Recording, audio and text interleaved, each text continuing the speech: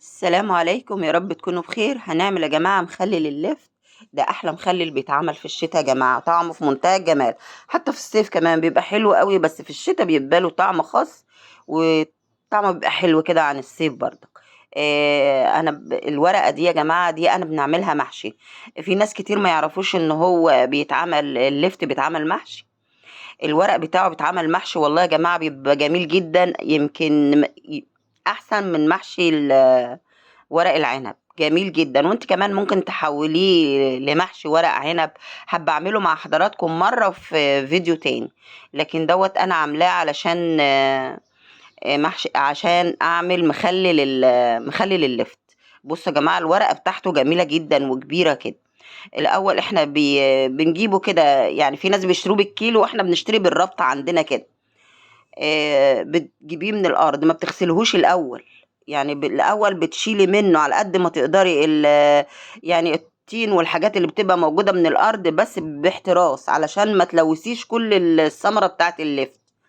لو انت غسلتيه بيبقى فيه طين وكده، يعني هيبهدل الدنيا من الطين دوت.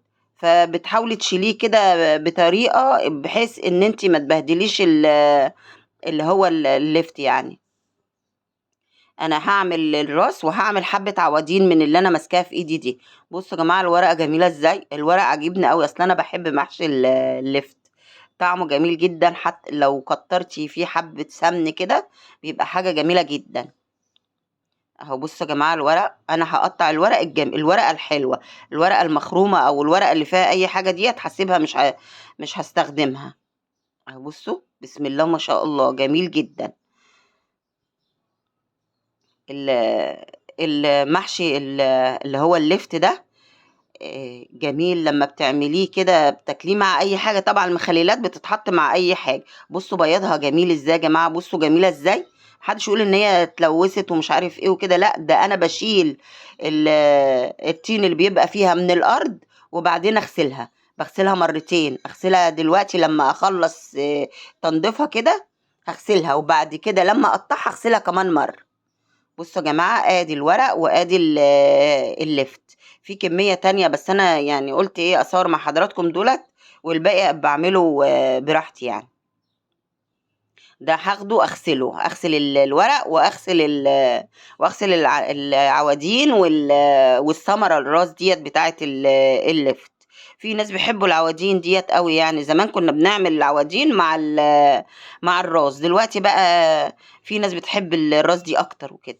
قطعيه بقى بالطريقة اللي بتعجبك. البتاع اللي انا جايباها ديت كنت جايباها من زمان ب10 جنيه، بس انا معرفش هي دلوقتي بقت بكام يعني. بتقطع، بتخلي بشكل اللفت حلو يعني، بتخلي له شكل جميل كده، بيبقى شكله جميل وانت محطاه في الطبق برضه. قطعيه بقى بالطريقه بمكعبات، تقطعيه طويل، انا بحب اقطعه بالطول كده.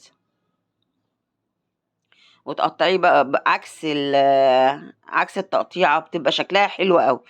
يعني باي طريقه تعجبك قطعيه بالسكينه، مش هتقولك لا برضه. بسم الله ما شاء الله. جميل جدا. قلت لحضراتكم بعد ما هقطعه هغسله كمان مرة. وانا بغسله يا جماعة بحطه في حبة ملح وحبة خل. اغسله كده مغة حلوة كده، غسلة كويسة قوي كده، بالملح والخل. بعد كده مش بحط عليه خل تاني خالص. ما بحطش وانا بخلله، ما بحطش عليه خل. الخل بيسرع طيابه وبيهريه، بيخليه مهرية كده، وبيسرع طيابه. لكن انا مش عايزة يبقى سريع يعني، ومش عايزاه يتهري. فهعمله كده كده هو بيطلع بعد 3 ايام يعني. تاخدي المخلل بتاعه ده بعد 3 ايام. ال- العوادين برضك اهي انا هقطعها، قطعة صغيرة بقى ولا كبيرة اي حاجة. بسم الله ما شاء الله، جميل جدا. هاخد بقى الكمية دي كلها. آه، انا غسلتها كده بالميه. حطيت عليها ميه، وحطيت عليها حبه ملح، وحطيت عليها حبه خل. مغه كده كويسه على طول. وبعد كده اعبيها بقى في البرطمانات. اهو قطعت يا جماعه معاها برضك حبه بنجر. دي بنجرايه واحده اللي انا هعملها على الكميه دي كلها. بنجرايه قطعت نصها، والنص التاني دوت هشطفه بسم الله الرحمن الرحيم، واحطه في الخلاط اضربه ضربة كده كويسة. هحطه مع المية بتاعة المخلل. بسم الله ما شاء الله، يبقى مخلل جميل ان شاء الله. اهو بصوا يا جماعة، لونه كمان هو اما تيجي تشتري اللفتاية تشتريها الحمرة، اللي هي فيها بسم الله ما شاء الله الحمار دوت بيديها لون حتى لو ما حطيتيش بنجر. هعبيه بقى في البرطمانات، واحط بقى بين كل حبة وحبة حبة بنجر. البنجر برضك قيمته الغذائية عالية، الأنيميا وكده، و... وبيخلي لون المخلل جميل قوي. اهو عبي بقى، شفت احط فوق اللي هو العوادين دي، واحط حبة كده وحبة كده يعني، واحط بردك بنجر. عندي بقى المية انا محضراها بردك علشان احطها ما بغليش مية ولا اي حاجة خالص، مية عادية من الحنفية. اهو بصوا يا جماعة، ضربتها في الخلاط البنجر مع بسم الله الرحمن الرحيم مع البنجر وميه. بحط يا جماعه الكوبايه الكبيره ديت اللي هي 220، بحط عليها معلقه ملح كبيره، معلقه ملح كبيره يعني، المج الكبير بحط عليه معلقه ملح كبيره. اهو بصوا يا جماعه، واعبي بقى الحاجات بتاعتي واحط عليها الميه بتاعتها. لو عندك البرطمان دول حبه سكر، معلقه سكر بحطها كمان علشان تخلي فيه قرشه كده وتحتفظ باللي هو ايه، انه يكون ما يتهريش يعني وكده. وهمسحها كويس وهركنها. عندي بصوا يا جماعه دول اهم.